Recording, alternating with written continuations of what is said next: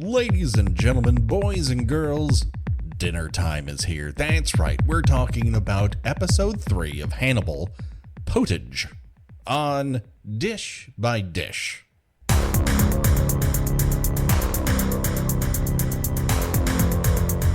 Well, greetings and salutations, Internet. Your old pal, Patrick Hamilton, coming to you once again from some cabin in the woods in Minnesota. This is Dish by Dish, the Kill by Kill Hannibal Rewatch Project.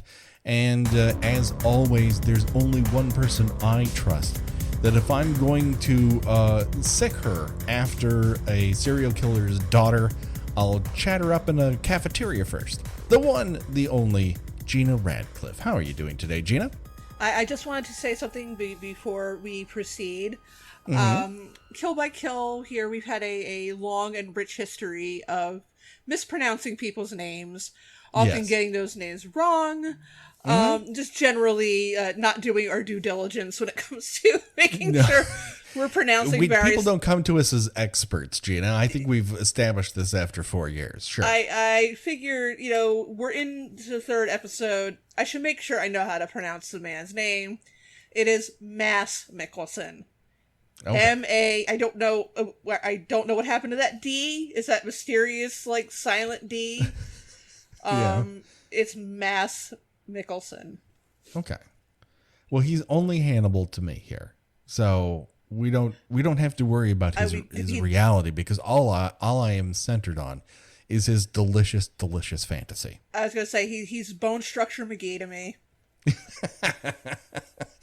And he's also like a shark, because he tends not to blink. Or if he does, he's blinking for a specific reason. I mean, the amount of control that he is bringing to this particular role is astounding. Everything has a purpose. And I think this is the episode where you really begin to see how this is more than just we're going to tell you how Hannibal Lecter got to be Hannibal Lecter. Like, you kind of know that to a certain degree, or it just doesn't matter. Either one.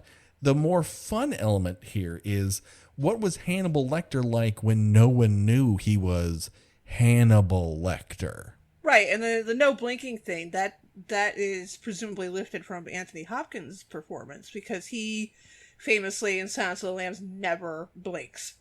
Aha. And it's very disconcerting. It's something you don't notice upon the first time you watch it, and then when you know it, you keep trying to catch him doing it, and it's like, nope, by God, he made that entire movie without blinking. And the camera's all up in his face too. I mean, there's I feel like what Mads Mikkelsen is doing here is he's doing a perfect amalgam of Anthony Hopkins and Brian Cox's performances, with his own kind of weird energy added to it. Sure. Like, one thing you've read again, we established you have read at least some of the books in this series, right? Yes, I have read everything but Hannibal Rising. Well, yeah, you can skip that one. You can just throw that right in the trash. But it's interesting. Thomas Harris has a very interesting way of describing Hannibal Lecter. By claiming that his eyes are like goat size, and that they're purple, and they're he kind of makes them sound a little inhuman. Whereas the way all three of these actors play him is kind of more reptilian, right? Where he's very he's kind of affectless, and his eyes are a little bit dead, and he's just sort of constantly sizing you up. They take the element of someone who's cold-blooded, right? Not just figuratively, but trying to make it literal. That he, suns himself in the glory of what he does. That, he is very selective with whom he kills. He's selective with whom he congregates with. He's calculating. And in this particular episode, you really get to see how he can situate himself within this circumstance in a place that is legitimately dangerous for him. And at one point he says, this is dangerous, what I'm doing right now. And he, almost feigns vulnerability but it's all in the service of stirring the particular pot that is in front of him, a potage, if you will, in his direction. Oh, this episode is fucking deep. Yeah, I was going to make some sort of joke of how he's like looking at people and picturing them turning into like a cheeseburger or a hot dog, like an old Bugs Bunny cartoon. But it's a little more classy and elegant than that. I mean, there is part of him that is doing that is for sure. And I would love it if at one point he would look at somebody and they would just become a talking hamburger with a head on, like in Looney Tunes cartoons. That would be fantastic. They would talking to Will Graham. Will Graham's leg turns into a chicken leg. Just, salivation coming out of his mouth and constant, roaring drip. He's tying the bib around his neck with the comical knife and fork. Just rubbing a knife and fork together to the point where they make sparks. Yeah, sure, that would be great. Who wouldn't want that? But without introducing a killer of the week here necessarily, it honestly, in a way, it does, but not in the way you think. Well, it digs into the biggest villain of the series, Freddie Lounds. Oh my god! And to a cartoonish fucking degree. Again, in the last episode, we sort of regretted how Freddie is portrayed, and I don't think it gets any better here. They're doubling down on this idea that Freddie Lounds just will fuck with shit. Like, she is the Joker in this particular I was gonna say in like the book and the movies, he's just kind of an opportunistic scumbag. And, he just wants bad things to happen, so he'll write about it. But he does not intentionally. I remember. He doesn't like set things in motion. He just kind of reaps the benefits of terrible things happening to other people. But it's just a bad business idea. She's just evil. She's malevolent. Fucking god awful. I mean, at one point, and as far as plot goes, this particular thing doesn't have a ton of plot necessarily. Abigail wakes up, and there's a great debate as to whether or not Abigail was involved in the original murders, whether or not Abigail was the copycat murderer, whether or not Abigail was involved at all, and if asking her about any of those other things might cause her to do harm to herself and others. And all of those things happen. and Jack Crawford's like, I don't care, I need to solve this case. Yeah, people are yelling at me, and I don't like it. You need to emotionally torture this 17-year-old girl. Just rake her over the coals, because I got people yelling at me, and I don't like it when people yell at me. And Freddie is there, both egging on every single side she possibly can, in order for, no matter what happens, she'll be able to write about it. But, as I just said, it's a great dramatic device. It's a terrible, in terms of character, something that makes her seem stupid. And she would be the only stupid person who's in the main rotary cast. She's cunning, but she's not smart. She's fucking dumb. And I can't remember if there's a point to her being dumb or I'm being overreactionary about it all. But when everyone else is smart, it really does kind of stand out. Yeah, and she's just, but apparently she's smart enough to constantly be tricking people into, yes, I'm a psychiatrist. Yes, I'm this child's parent. Yes, I'm a police officer. And I'm like, all right. You would think that, like, apparently she's running this world famous true crime website, has flaming red hair, and nobody seems to ever recognize her. Also, she apparently is a staff of one. Which is interesting. You would think that she would have more people to, be her connections, kind of work undercover for her. But nope, it's always her. She's constantly she's with her frequent flyer miles, presumably is always right on the scene. What is her Google ad poll? Like, how many page views is she getting to be able to afford all of this? Because again, just posting whatever the fuck you want on the internet doesn't necessarily pay. I think we all figured that one out, right? So right. She's only getting page views here. It feels like she's pulling from a source of income that we're not seeing. Yeah, and she can afford to pay off FBI agents in order to get inside information. I mean, maybe she ran like oh God, what's that podcast called? It just flew out of my head. The true crime podcast. Jesus Christ. There's every true. That's every other podcast other than ours. The big one that has all the like crazy fans attached to it. What is it called? Well, I mean, there's My Favorite Murder. That's My Favorite Murderer. Like, yeah. I mean, if she had something like that, maybe it'd be slightly more plausible. Yeah. But this is listen, if it had been just a couple years later, Tattle, whatever it's called. It would have been. Tattler would have been a podcast. Yeah, sure. and or her website would be bought by Kinja now or something. It'd be part of the Onion network. And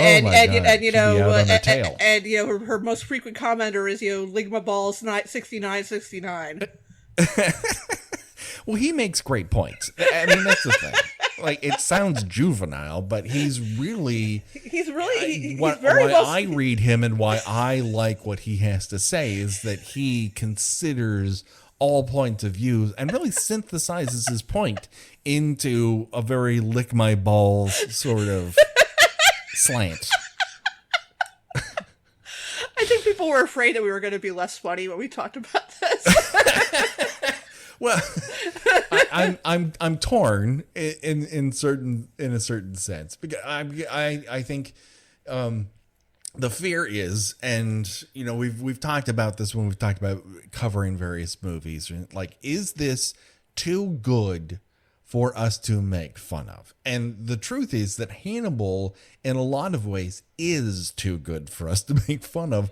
So we've stopped making fun of it and just made fun of anything that's tangential to it. Well, it's just such an absurd premise for a show. It should have never worked. It's a miracle. We talked about this, I think, in the first episode where people said, "Oh, there's going to be a TV show about Hannibal Lecter." Like the young Hannibal Lecter Chronicles, and it's gonna be like, oh. Well, I mean, that's the same thing that I'm sure both you and I thought when you saw that CBS is going to have a show called Clarice. I still think, it really does depend on whether or not the people who are making that show have figured out a way to not just put a character named Clarice who, had some things happen to her that everyone knows about, into an actual show that you would want to watch.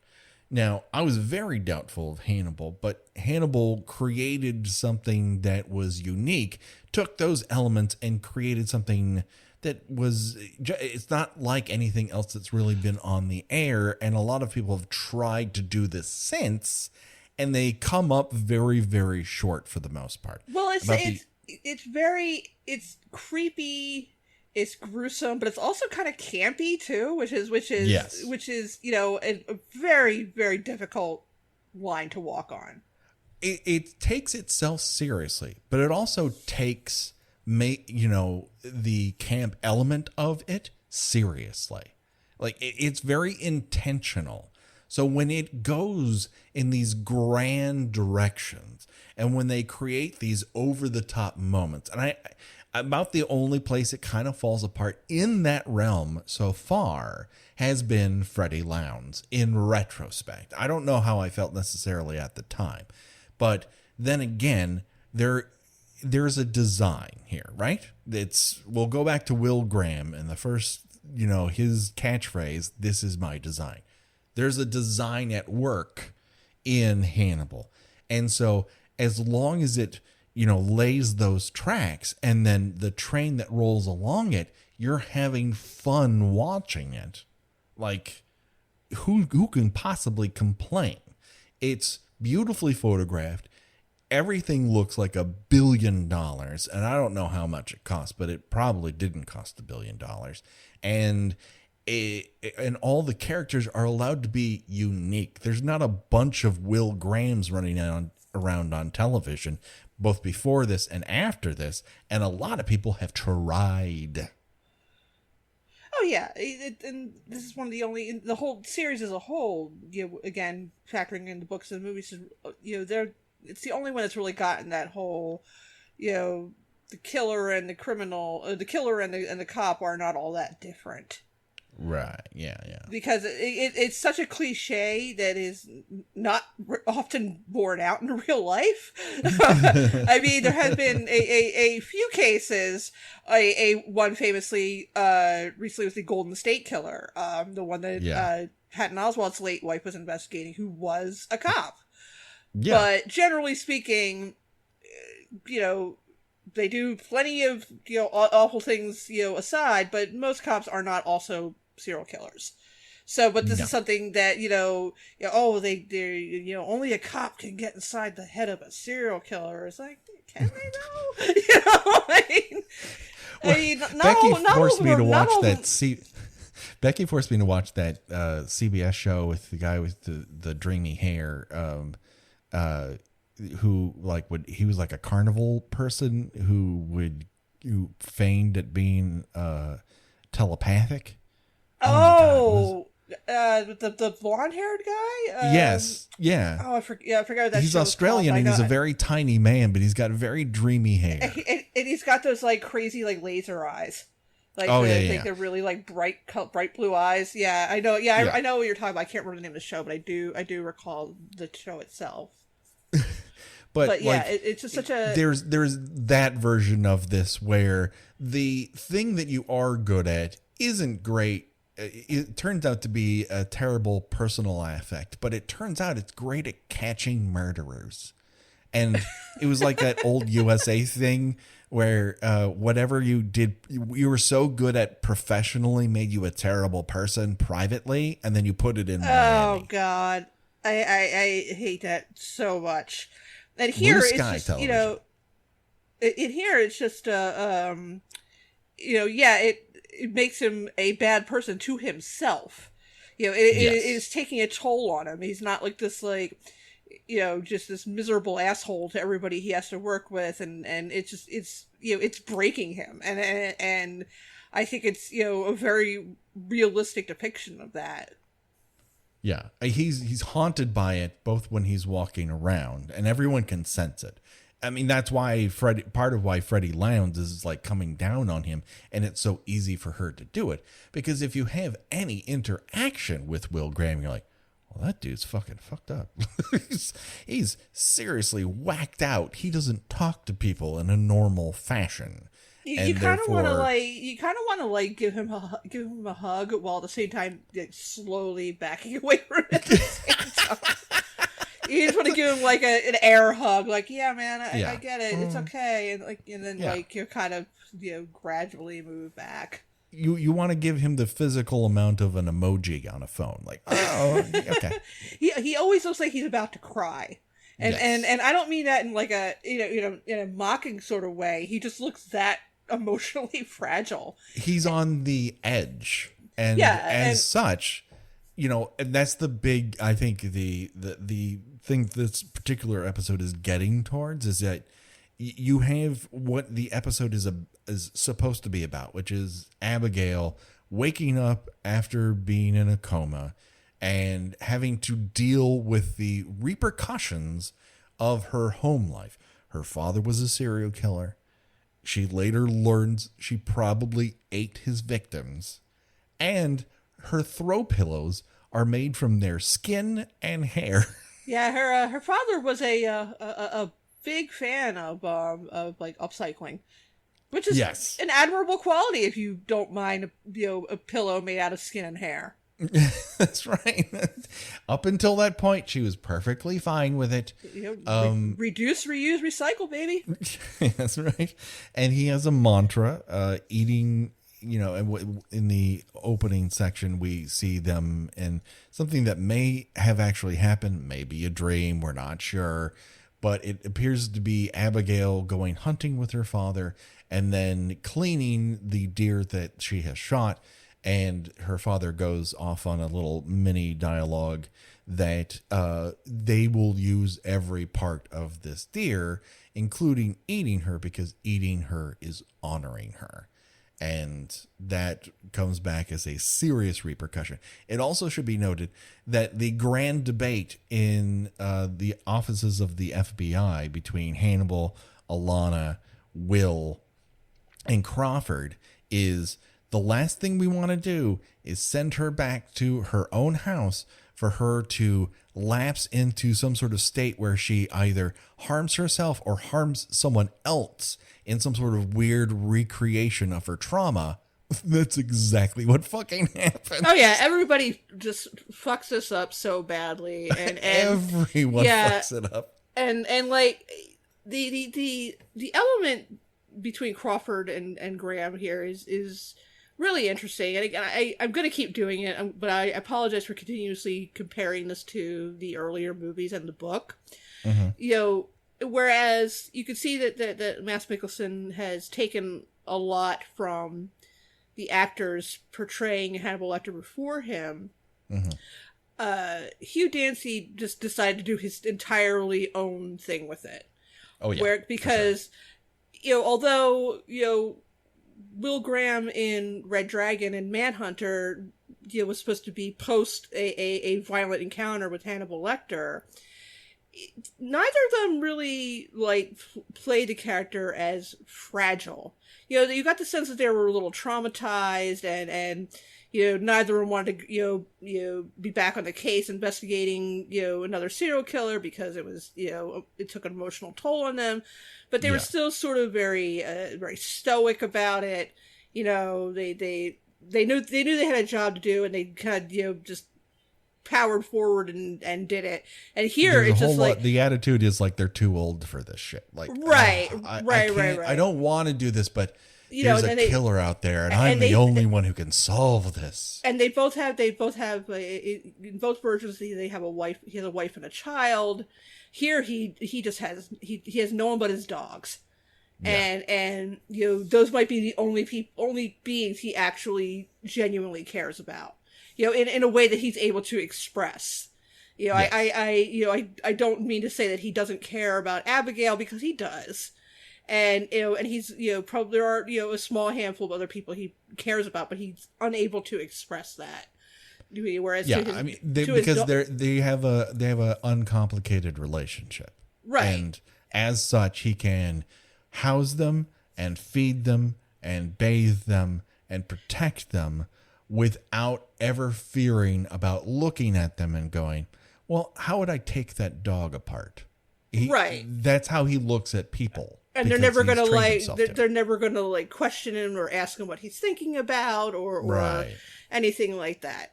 And it kind of gives a new element to Crawford, because Crawford kind of bullies him in this. And yes. He just really seems to have no time or patience for, he is told time and time again by Alana Bloom, he can't handle this. Don't push him to do this. This is not good for him. This is not healthy. And Crawford's like, rah, rah, rah, I got a case to solve. It's like, I don't think we ever see, and I might be wrong about this, but I can't recall him ever having a scene where he's in a giant conference room with a bunch of other FBI people and like, what the fuck is happening over there? Like, you got people talking to the press. You've got people who are compromised. You've got a phalanx of psychiatrists who all believe different things about every single murderer, and it's taking forever, and your airline miles are through the roof. Like, what's going on over there? You get the impression that he does. One thing I did find puzzling is did I overlook or just miss entirely why, even though the event took place in Minnesota, why Abigail was in a hospital in Baltimore? That's a very, very, very good question. other than the fact that the FBI are essentially taking custody of her. Sure, but surely there's a branch of the FBI in Minnesota. No. It's a Minnesota? Why would you need one? Gena, let's get real. Come on. The FBI is needed in Minnesota? It's a small thing. I'm just like, well, that's weird. Why would they do that? But anyway, yeah, honestly, back to... The only reason is to put that chyron up of this is the psychiatric hospital whose name you know, because eventually Hannibal Lecter is going to live there. Well, yes, that's true. That there's that establishing moment. Yes, that's fair. Yes. I think that's really the only reason for this, is to introduce the concept that, oh, I know that place, but we're not going there for the reasons I remember. And he's playing your remembrances of those places and factors against you to subvert your expectations. Yeah, that's a good explanation. I accept that. All right, but chalk one up. I finally won Gena over to my side of the argument. Everyone here, I think potage is a very apt term for what happens in this episode, because there's a scene where you have Crawford there with Graham and with Alana and with Hannibal, and all of them have very different motives here. Crawford needs Graham, so he puts him in situations to turn investigations to his advantage. Alana, just out of her nature, stirs the pot in a different direction. It's like a defensive mechanism. And she's doing it because she's got to save Will Graham. But let's be honest with you. Why is she so investigated in saving Will Graham? How does that help him or her career? That's all kind of left up in the air. And then you have Hannibal, who is happy to let things simmer. Now, he will add ingredients, or he will use a technique to create the sort of soup he wants in the end. But he also has he's so facile that he'll try to edge other people into the actions that he wants to take place, but he allows other people to take the lead in how it happens. He never wants to be seen as the person who makes the decision. He just helps the person who makes the decision feel like, oh, this was the right decision. Yeah, and then when things go bad, he can be like, well, I just kind of went along with what you guys wanted to do. I mean, it's manipulation. I mean, that's classic manipulation. And his foil here isn't the FBI, and it isn't Crawford, it isn't Alana, and it isn't Will. It is Freddie Lounds, because she becomes the fucking Joker, where she will do anything just to have something happen. And she doesn't care what, how it helps her in the end. Is, again, we don't want to go down that road, but essentially she, alerts the copycat killer's brother that Abigail has been set loose, and says, oh, you might want to check that out.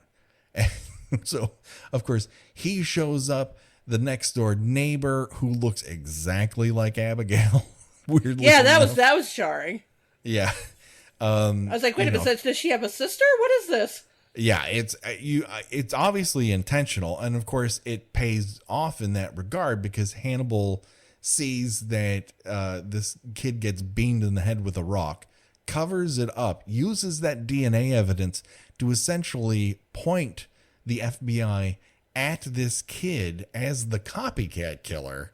And then when Abigail is essentially confronted by this guy in a scene in which this entire house is supposedly being protected by the police, and everyone fucking gets into it. We can't stress enough how just comically inept everybody is in this episode. It's like the Keystone Cops. And I guess it has to be in order for all this to happen. But, Abigail, just as she discovers that all of the decorative touches in the house are actually made of human beings, he saunters in and goes, oh, by the way, I didn't kill your next door neighbor. And she knifes him in the gut, which is exactly what Alana did not want to have happen by sending her back home too quickly. And Hannibal, upon seeing this, manages to knock out Alana without her knowing who did it, and then proposes to Abigail, let's hide the body. Now, this body is bleeding out everywhere. I don't know how they're able to do this. I can only assume that they rolled up the carpet, but then you would think that maybe someone, hey, wasn't there a carpet here an hour ago? Yeah. I mean, there's still a blood stain outside the front stoop, and yet they're able to clean it up on the, I mean, hey, okay, whatever. It's a TV show. All right. Okay. But now the cards are on the table, because earlier he's pretty much threatened by Abigail that she knows he called the house in episode 1. But now they have leverage over each other, or so she believes. And now they're like a serial killer version of Paper Moon. Yeah. Father and daughter hitting the road. Yes. And of course that feeds into the, the long history of Hannibal Lecter, who sort of collects serial killers or people who at least have murdered 1 or 2 people. And they're everywhere, apparently. Yeah. I mean, you're going to come away like, if you're first time watching this show, you're going to like, right now everybody's like still staying home, where you should be at least, but you're going to go outside, you're going to be looking around people, you're just going to kind of doing that, like that Fry from Futurama thing, your eyes get really narrow and like look at people. It doesn't, you have to know people very well in order to trust them after watching a couple of episodes of Hannibal back to back. It doesn't serve up humanity as a great place, which may be more observant than I want to give it credit. Either have killed people or are thinking about killing people. Yes. And are very creative and artistic about it. Yes, very much so. We get another mounting in this particular episode, in which Abigail's next door neighbor friend Marissa is mounted on elk antlers at the cabin. And so that's really our main death here. We also, because that kid gets stabbed in the gut. Stabbed in the gut. So if he lost a lot of blood. Oh, well, it's like he was made of blood or something, or it all had pooled in his tummy, and all it needed is a pop. So if we were to play Choose Your Own Death Venture, of the 2 deaths that are seen in this particular episode of Hannibal, which one would you choose and why? I mentioned in the first episode, I am a fan of the mounted on deer antlers. I think it's artistic. Yeah. I don't think people will ever forget you. You know, yes, again, I am aware I would be unclothed for this, but it's okay. She at least gets underwear. That's true. They can leave my underwears on. I'll be fine. I won't mind it as much. But like I said, I mean that's some showmanship. Yeah, it is. And the alternative is to get knifed in the tummy and then disappear, and then you have to wear that denim jacket and flouncy hair. No, I'm not into it. Mount me, cowboy. I don't know. I don't know where I was going with that. Oh my! It didn't turn out well. Hannibal after dark. It turned out fine, I guess. Sure, why not? Listen, a lot of things have become unmoored in our lives. So sure, that's Potage, everybody. And so here's the deal with Dish by Dish. It comes out every other week. The Kill by Kill isn't on. And if you want to hear episodes in advance of everyone else, you can join us at our Kill by Kill Patreon and have exclusive access a little bit earlier than everyone else. That's up to you. Oh boy, now I have to go and see if I understand what's happening next. But we got another episode coming up. Anyways, for myself and for Gena, we have a ton of episodes banked. We're rolling in it right now. Yeah, absolutely. For myself and for Gena, bye-bye, everybody. Bye-bye.